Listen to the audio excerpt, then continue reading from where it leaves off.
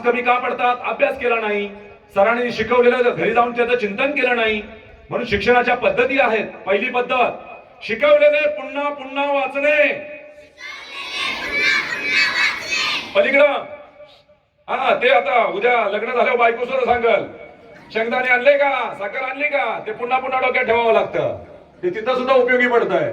पहिली पद्धत शिकवलेले पुन्हा पुन्हा वाचणे, वाचलेले लक्षात ठेवणे, लक्षात ठेवलेले लिहून काढणे. आता हे बघा, हे ढोलकी वाजवतात ना, म्हणजे यांना लगेच वाजवायला आली का हो? पुन्हा पुन्हा सराव केल्यावर सगळ्या गोष्टी येतात. मी आता हे बोलतोय, मला लगेच बोलायला आलं का हो? पहिल्यांदा माझं अंतकरण या माझ्या सगळ्या लेकरांना हे ज्ञान मिळालं पाहिजे. गावातली प्रबोधन असतात आमची. माणसाचा जन्म कशासाठी? गीता गाथा ज्ञानेश्वरी दासबोधातून आम्ही कीर्तन करायला लागलो की हे लोकांपर्यंत पोहोचलं पाहिजे. संतांचं ज्ञान लोक सुखी झाले पाहिजे. ही तळमळ जोपर्यंत जागी होत नाही ना अंतकरणात, तोपर्यंत तुम्ही काहीही करू शकत नाही. आणि त्याच्यासाठी अभ्यास पहिल्यांदा प्रामाणिकपणाने आपल्या हातून झाला पाहिजे. छत्रपती शिवाजी महाराज सर्वांना माहिती आहेत ना, त्यांनी काय निर्माण केलं? वा, हिंदवी स्वराज्य. जिजाऊ मासाहेब माहिती आहेत ना, त्यांनी जन्माला जर घातलं नसतं छत्रपतींना तर हिंदवी स्वराज्य आपल्याला दिसलं असतं का? नाही. म्हणून शिवाला जन्माला घालणारी आई जिजाऊ मासाहेब आपल्याला पाहिजे. आणि ही जिजाऊ निर्माण करण्यासाठी आजचं प्रवचन तुमच्या ठिकाणी बुरजावरनं उतरणं आणि त्या हिराबाई सारखं सामर्थ्य पाहिजे.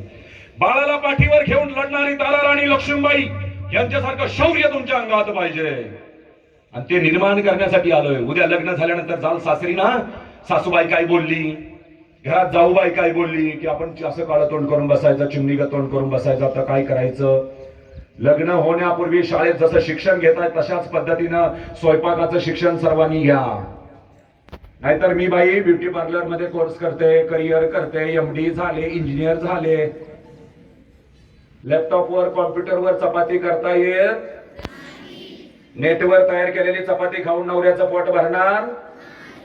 म्हणून त्याच्यासाठी पहिल्यांदा उत्तम सुगरण व्हायचं. नवऱ्या लोकांना खायला लागतं आणि त्यांचं तोंड एकदा खाणं खावायला घालून बंद केलं की संसारात भांडणं होत.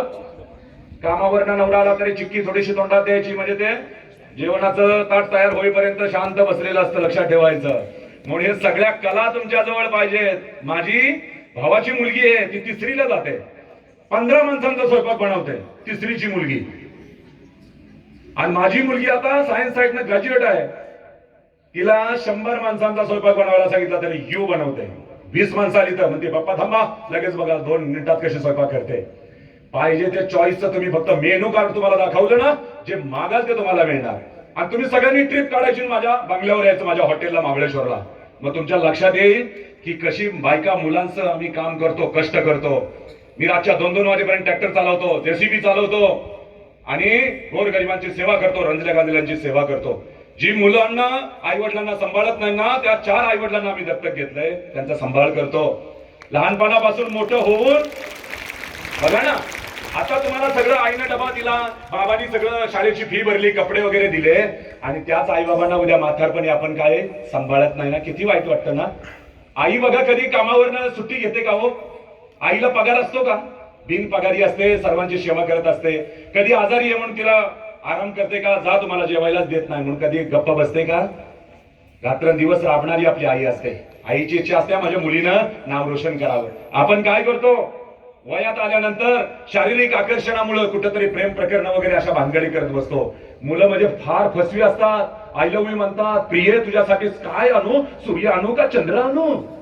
आणि चंद्राकडे बोट केलं, इथं फाटलंय तेवढं शिवून घे बाबा म्हणा. आता काय चंद्र आणायच्या भानगडीत पडू नको. आणि याच्या अगोदर तो 50 पोरींना तेच बोललेला असतो. त्याच्यामुळे त्या भानगडीत नादाला लागायचं नाही. आपण ज्यावेळेला तोंड काळं करतो, प्रेम प्रकरणामध्ये फसून पडून जात असतो, त्यावेळेला अख्ख्या गावात आपल्या आईबाबांना मीटिंग मध्ये आणि असं खाली बघून जीवन जगावं लागतं. आईबाबा मेल्यासारखे होऊन जातात. बाबाचं तर पोरगीवर एवढं प्रेम असतं ना, 7